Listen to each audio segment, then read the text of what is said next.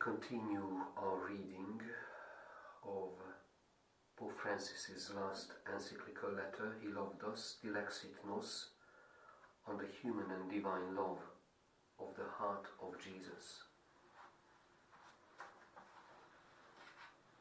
A broad current of the interior life. Paragraph 148. Devotion to the heart of Christ reappears in the spiritual journey of many saints, all quite different from each other. In every one of them, the devotion takes on new hues. Saint Vincent de Paul, for example, used to say that what God desires is the heart. God asks primarily for our heart, and that is what counts. How is it that a man who has no wealth will have greater merit than someone who has great possessions that he gives up? Because the one who has nothing does it with greater love, and that is what God especially wants. This means allowing one's heart to be united to that of Christ.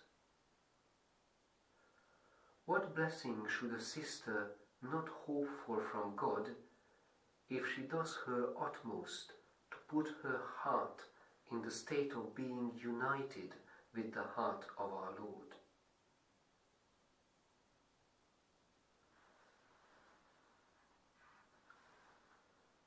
At times, we may be tempted to consider the mystery of love as an admirable relic from the past, a fine spirituality suited to other times.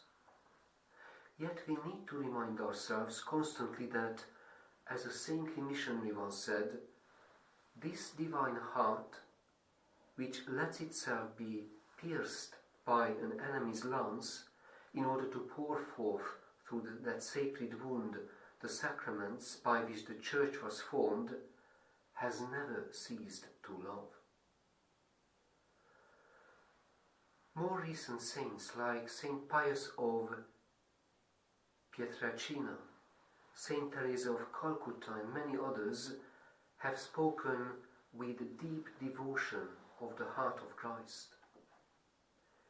Here I would also mention the experiences of Saint Faustina Kowalska, which repropose devotion to the heart of Christ by greatly emphasizing the glorious life of the risen Lord and His divine mercy. Inspired by her experiences, the spiritual legacy of Saint Joseph Sebastian Pelcar, Saint John Paul II, intimately linked his reflections on divine mercy with the devotion to the sacred heart of Christ. As he writes, the Church seems in a singular way to profess the mercy of God and to venerate it when she directs herself to the heart of Christ. In fact, it is precisely this drawing close to Christ in the mystery of His heart which enables us to dwell on this point of the revelation of the merciful love of the Father, a revelation that constituted the central content of the messianic mission of the Son of Man. Saint John Paul also spoke of the Sacred Heart in very personal terms, acknowledging that it has spoken to me ever since my youth.